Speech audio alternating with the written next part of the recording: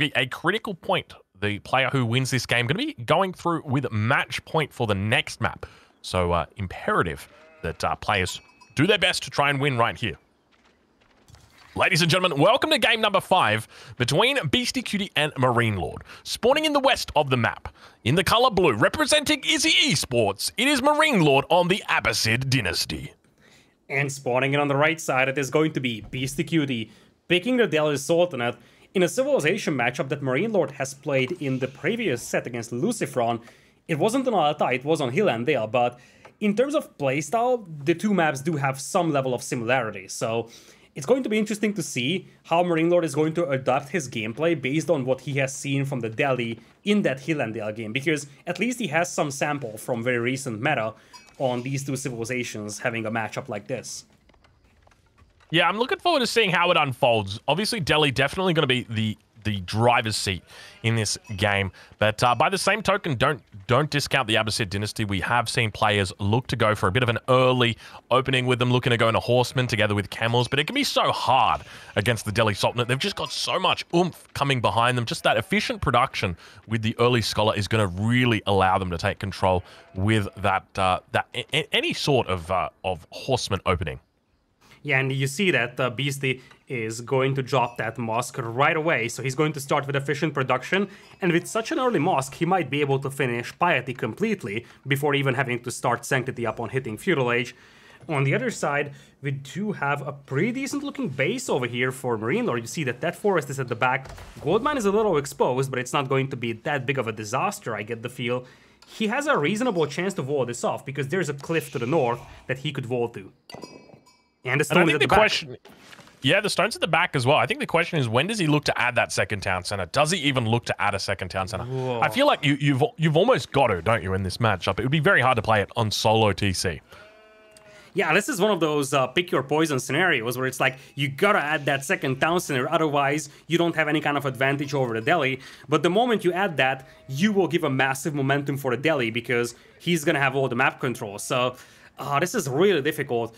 I think the best case scenario might be for you that you add it as soon as possible, because the sooner you add it, the sooner you can start building up your eco and capitalize on it, because you need to have military presence on the map as soon as possible with a reasonable eco backing it up. Yeah, really good point. And now we hear those age ups coming through. It sounds like it's going to be MarineLorD who's going to be going up with the economic wing. I would almost guarantee you. I don't think we're going to have any trade wing shenanigans today. I did remember watching a game from Viper where he did pull out the trade wing on this map as the Abbasid Dynasty. Look, I think it's got potential, but it's a little bit slower. It's going to take time when you've got it. I think against the Delhi Sultanate, it's not really a civilization that you've got a lot of time. At best, you've got until about 9 to 10 minutes until they start knocking and looking to siege things down. And that's best case scenario. Worst case scenario, you're talking 6 minutes. Yeah, I agree with you on that one. It could work against some civilizations, so I can see it working against, let's say, the English if they want to play a very farm-heavy play, or yeah, maybe Chinese. Against Chinese, it would be an interesting option. But yeah, as you said, it's a little too risky. The economy wing is the safe approach over here, especially against the Delhi. And on the other side, I assume that we are not going to see the Tower of Victory here. I gotta ask you, did you ever see the Tower of Victory being used in a competitive game or tournament game by any player? Yes, I did. I don't remember who it was. I just remember I put it on the thumbnail. That was it. They lost. I'm pretty confident they lost. I think it might have even been Viper. I'm pretty sure it was Viper's Tower of Victory. But was it a tournament game or just ranked? Well, it might have just been ranked. It might have. But Viper games are basically tournaments. It gets exciting when there's Viper playing. But I've not seen a successful Tower of Victory yet. It still remains in my heart. It's still the Tower of Defeat. Yeah, right now it kind of feels like it. Anyways, Feudal Age is in and MarineLorD is moving towards stone. Only 2 villagers out there on the stone, though. You gotta wonder if this is actually towers towards those sacred sites rather than a second town center. Looks like he's sending some more villagers out there, so we're likely going to see a second town center sooner rather than later, but you could justify opening with towers on those sacred sites, actually. Yeah, I think that's a pretty reasonable approach as well. But obviously remember that the thing is that the Delhi, they are typically going to be looking to go into cavalry, and cavalry effective at sieging down. So even if you do look to go into that, I guess one of the things that you could do is potentially look to get the stone upgrade. I don't think you could probably connect it to the network. It's going to be quite a way to get it out there, but with the stone upgrade, at least you're going to be getting that extra fire armor in. Yeah, that's going to be pricey, but that's an option indeed. Now we have Feudal Agent as well for Beasty, so he's switching into Sanctity straight away, and there is a tower coming in for MarineLorD, so as we discussed, it is an option. It can delay the opponent from taking the sacred sites, and that's probably your best bet at this point. Completely preventing the opponent from taking that is next to impossible with the Abbasids, I feel like, so your best bet is delaying it. Yeah, I think delaying it is a pretty decent option. We'll have to look and see how Beastyqt plays it, though. We can see that he's got all the upgrades coming in. So his power spike is looking to come online. We're at the 6-minute mark. Have we got any blacksmiths coming in just yet? It looks like he's dropping down the double blacksmith. I think we just saw above the town center. I think that's double blacksmith. Yeah, it is going to be the double blacksmith coming up for him. So he's going to be looking to get all those upgrades online. Just the 2 villagers tapping away on gold. So everything looking very standard at this point in time for Beastyqt. Back towards MarineLorD's base, we can see that that second town center slowly coming up. That villager, got to be careful. It might be going down. It's on about 12 health. It's going to be making its way back towards the town center, trying to stay alive. But you can see that scout being baited back all the way into the town center. He can pop that villager if he wants to, and indeed he looks like he pops the scout, and indeed he does. Sheep going to be going over towards MarineLorD as well, so a very rare mistake coming in for Beastyqt there. Yeah, second town center now coming up on the hunt. That is one of the 2 scouts that Beasty has lost over here. He's building up his horseman numbers, as you said, so he's getting ready to start taking those sacred sites with the scholars. Arrow slits in on that tower, but no fortifications just yet. The question is whether MarineLorD is still mining stone, because if he does, he could still fortify that tower, and that would be the right thing to do. Otherwise, the tower isn't going to hold for long. Looks like he stopped mining stone, but he's adding a barracks for spears. But I would estimate Beasty to start adding archers very soon as well. Double blacksmith actually for him, so he's going heavy on the blacksmith upgrades. I like this. I think this is actually pretty smart. If you can go double town center spears, get the phalanx out. Phalanx spears are actually very effective against Age 3 Delhi Sultanate, as long as you can eventually get to crossbows. I think it's definitely reasonable, because the difficulty that you're going to have is that MarineLorD, he's going to be on 2 town centers, he's going to get the spears out, he's going to be able to hold a lot of that damage out, he's probably going to even be looking to get archers himself eventually, he's actually just going to be going the melee composition. Interesting. To me, that almost signals that he might be even thinking of playing a longer Age 2 by doing that. Yeah, that is indeed one of the possibilities out here. Looks like one of the scholars will get intercepted, but this bad boy does have piety, so the chance of those scouts to kill that is minimal. And we're going to see that Delhi starting to skyrocket very soon. They have already finished wheelbarrow, of course, but we're entering the domain when they're finishing up their blacksmith upgrades, they're finishing up their economy upgrades, and they're about to capture sacred sites. This is where we're entering danger zone for MarineLorD. Yeah, Delhi is coming online right now, that 8-minute mark. Scholars are moving out across the map, looking to try and take those sacred sites, but we can see they're struggling a little bit, dealing with scouts down towards the south. That first scholar going to be making its way out, and we see another barracks going to be coming down, that outpost in the middle. Do we dare? The stone upgrade not even going to be queued up, so MarineLorD not looking to expand out any further resources onto that outpost. It's going to be used as a pretty decent staging ground, though. From here, it's going to be tough for Beastyqt to hold on this position. We can see the spears continuing to come out. Yeah, it looks like those spears actually discouraged all those horsemen from pushing that tower. You could at least have tried to set it on fire. And I love the move from MarineLorD pulling a villager immediately. He's going to pull one, repair it, because as long as that tower is staying alive, you're going to have that one sacred site being denied. This being said, Beasty will have the other 2 sacred sites, and if he sends in 1 archer apiece, he can also start volleying these off, and this way, he could prevent the opponent from decapping them. Looks like the scout on the north is going to get cleaned up. On the south, I think the scholar will get intercepted by that scout, though. Or, that's a horseman, actually. Yeah, the consequence of not walling up the sacred sites before you actually take them. One of the things that we do see some players look to do at the top level, Beasty going to be neglecting at this game, is just walling up the sacred sites before he actually moves onto them. Because obviously, as soon as you move onto them with the scholar, it's going to provide line of sight. And then all of a sudden, you know, you're aware of what your enemy has got on that sacred site. You can wall up before you actually get out there. And then once the scholar enters onto the sacred site, then they get alerted to it. And then that's when they see the walls. And by then, it's already too late. But it looks like, speaking of too late, that scholar going to be going down right as the horseman does. A very costly loss there for Beastyqt. He's going to have to send out more scholars, more units over towards that position. You can see he's moving out with a lot of scholars out here. A lot of religious might. Yeah, this is so far really good gameplay by MarineLorD. You see, he's got the 2 town centers, and his opponent is yet to secure 1 sacred site for himself. So as you pointed out, not having the walls on those sacred sites mean that you can just send in 1 horseman to intercept that expose the scholar, and now you're seeing those walls come up. I feel like Beasty is still in a good position. He had his power spike delayed here potentially, but now that we're seeing him secure the sacred sites, he could still be fine. He has the army numbers as well, so while MarineLorD is thinking about pushing his base, and he is Abbasid, so he can make siege weapons straight away, Beasty has the numbers to hold that off, I believe.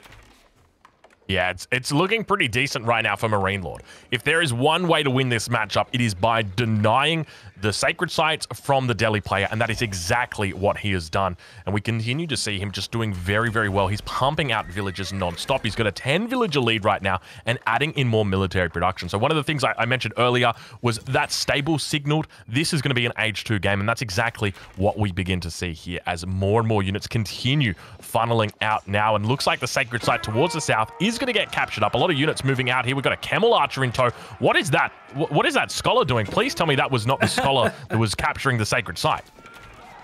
Oh, man. It was. Oh, it was! It was! Beastyqt making a massive mistake all of a sudden. What has gone wrong for Beastyqt? He is starting to throw it all. What has happened? I can't believe this. This is a very rare mistake coming out from Beastyqt. We never see this kind of stuff from him. Oh, and the next one. He's so methodical. The next scholar is also gonna get intercepted. He's running right into that army, and MarineLorD does have the scouts incorporated. He has the ability to see all those juicy targets coming up. Another scholar gets picked off. Now, continuing to move forward, we see MarineLorD doing a great job just holding, anchoring onto this central outpost. He's going to be trying to siege it down. Beastyqt is not having a lot of luck, though, as those units starting to really mass up now for MarineLorD. He's looking very decent on these numbers.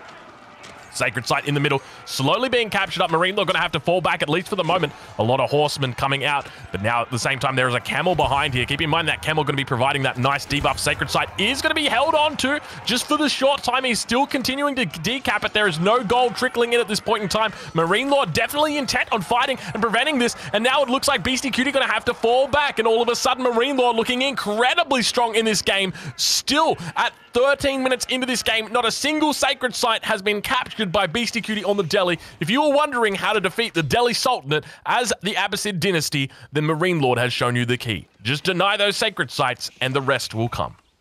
It's easier said than done, though. MarineLorD had to pull off some unbelievable micro there to make sure that this is gonna happen. And you see now on the southern part, we're going to see Beasty slowly capping those sacred sites. But behind this one, MarineLorD is building up a respectable villager lead. And as you said, it's all about keeping those scholars off from that central sacred site. And that is where that tower comes into play, that anchor point. I think if it had the fortifications, it would be even more powerful. And now you could justify the fortifications because we're seeing how important that structure is in the middle of the map. Bit of a flanking maneuver coming in from Beasty, but I think we're seeing MarineLorD vaulting off the north. He knows that there's a critical mass of horsemen here for Beasty that he could use to just dive in and pick off 15 villagers. Yeah, that's a really decent point. To be honest, I kind of like the outpost without the fortification because it kind of baits the army of Beasty to attack it. He's like, go on, you can siege it down, I'll let you. And then the entire army comes out of the stealth forest. But speaking of stealth forest, an army's coming out of them. Take a look at MarineLorD just murdering villagers here. All of the berry gathering villagers going to be going down. Beastyqt starting to fall down in the villager count. We see 64 villagers for MarineLorD, 43 villagers for Beasty. More than 20 villager difference between these two players at 14 minutes into the game, and it only continues to grow. Now, obviously, Beasty's got one sacred site. That's going to help him out, but he needs, ideally, 2, and even possibly, if he can get there, 3. That would really help him out. And what helps out MarineLorD is a market. If he gets a market up, he could easily buy himself up to Castle Age, and that would be the dream scenario for him as he takes a fight in the middle. If Beasty is going to fall behind in Castle Age timing, that's MarineLorD's game, I think. Yeah, I've got to agree with that as well. Beasty definitely looking to try and hold on. You can see the resources that he's got banked up at the moment. He's got 4 food right now. It is not looking pretty for him. He is trying his best to hold on. MarineLorD just doing everything right at this point in time. Not a single mistake really coming out, and we do have that Castle Age coming through. Probably going to be the culture wing that is coming through for MarineLorD. We'll take a look and see as a single horseman looks to try and tap down some of those villagers. But MarineLorD is making his way up, and indeed it is the culture wing. So you can expect to see those medical centers. You can expect to see that knowledge, or that preservation of knowledge coming out as well. And keep in mind, second sacred site is now getting taken by Beastyqt. He's going to be looking to secure that one up. He'll be very happy and healthy that he's got that. But Villager's going to be taking out that horseman. Oh, the second sacred site is actually getting decapped, and this is the problem for Beasty. It looks not God, but good on the minimap that he does have 2 sacred sites, but the reality is that he hasn't really been holding them for the majority of the game, and MarineLorD has been contesting quite a lot of those, and the problem that he's facing is that he didn't have that resource income for so long, whereas his opponent was slowly building up an eco lead, and you see it's 72 villagers to 48, with right now 2 sacred sites in the hands of Beasty. That is soon going to be just 1, as the one on the north got decapped, and MarineLorD is on the way to Castle Age with men-at-arms on the horizon. Yeah, I'm just so impressed by the fact that MarineLorD, despite going for 2 town centers, somehow managed to get out enough units to actually hold on against these sacred sites. I'm going to need to go back and watch this game again. I'm going to need to dissect it and see exactly the decisions that were made by MarineLorD, because honestly, it is so impressive to watch him play and somehow manage to take down the Delhi here. It is a tough matchup, but as I mentioned earlier before this game, Beastyqt actually fancies this matchup for the Abbasid dynasty, and I guess it goes to show, you know, when you have got the skills like MarineLorD does, when you've got the ability to multitask, and when you throw in a few mistakes from your enemy, anything is indeed possible. And now MarineLorD hits that 3rd age, but not only does he hit the 3rd age, he also hits the farm of Beastyqt, and Beastyqt going to be heading back towards that town center. Ram going to be coming out for Beastyqt, but you can't help but feel it's a little bit too late. Yeah, it feels like it's too little too late now. On the left side, we do have some horsemen coming in from Beasty to harass, but as you said, by the time that Ram arrives, you're going to see 6, 7, 8 men-at-arms out there on the battlefield. MarineLorD has a force to harass those farmers with, and the key word over there is farmers. You don't want farmers when you're playing the Delhi, you want berry villagers, and that is also another problem right now that Beasty's facing. He's getting close to Castle Age himself, but MarineLorD, he's gonna have a very nice timing window to work with here. Hello, little Mangonel. What are you doing here on this patch? Didn't you realize that you got banished to the Shadow Realm? What are you doing here? Get out of this patch. You can come back in the next patch. We'll let you. But Men-at-Arms going to be coming out as well. Those guys are yet to be banished to the Shadow Realm. But he'll continue to move forward down and barrel down this position, looking to try and prevent this sacred site from being taken. We actually see in the middle of the map, it looks like a moss going to get thrown down for MarineLorD on this Abbasid dynasty. And it looks like the horsemen actually do break into the base of MarineLorD, but that's probably the bad thing for them to happen, because they just meet a bunch of spearmen out there. And now, Men-at-Arms is getting unleashed on the unsuspecting eco and army of Beasty. This is the problem that you're facing when you let the Abbasids beat you to Castle Age. They can swarm you with Men-at-Arms.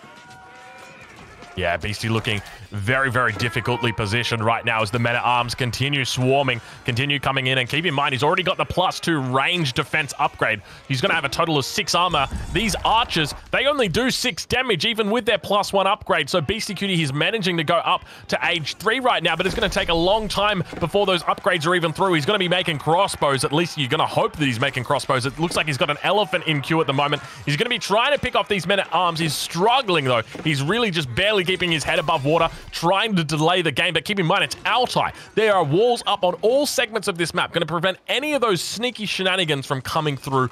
There is no delaying for this game. Beastyqt has got to deal with the threat that is in front of him right now. It is MarineLorD, it is these Men-at-Arms, and it is a dangerous amount of damage.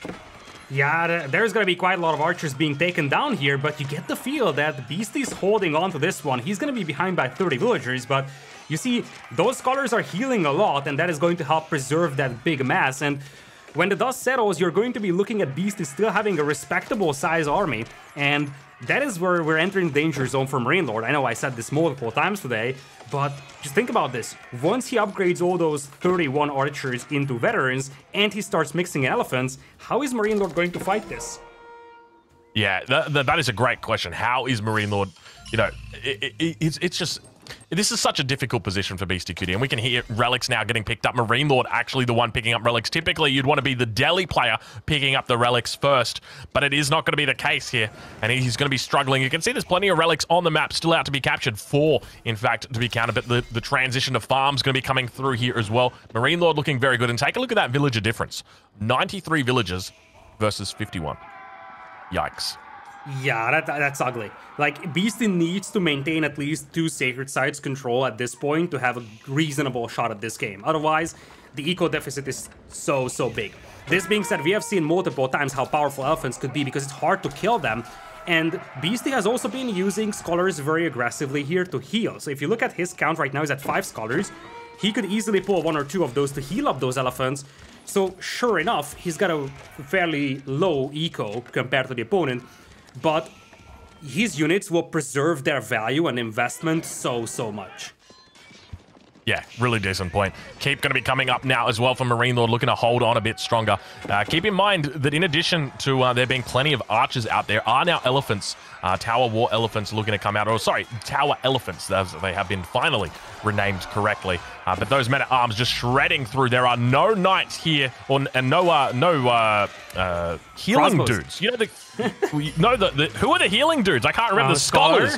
No scholars coming out at the moment. So you can see he's going to be falling back, but just unfortunately not enough damage. And it looks like good game gets called. Beastyqt going to be tapping out. MarineLorD taking this game, this set to 3-2. Very well played, and it is now match point with MarineLorD in the driver's seat, ladies and gentlemen.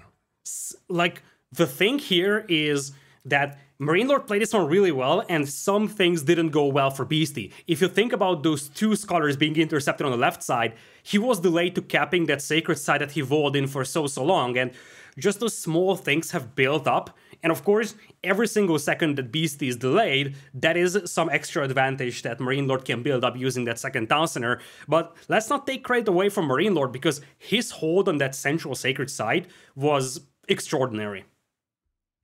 Yeah, that was a really nice hold in that center. We saw that outpost go up. We were starting to get concerned when we didn't see it being fortified. He still held. MarineLorD held. Impressive stuff coming out from him. Unfortunate for Beastyqt, though.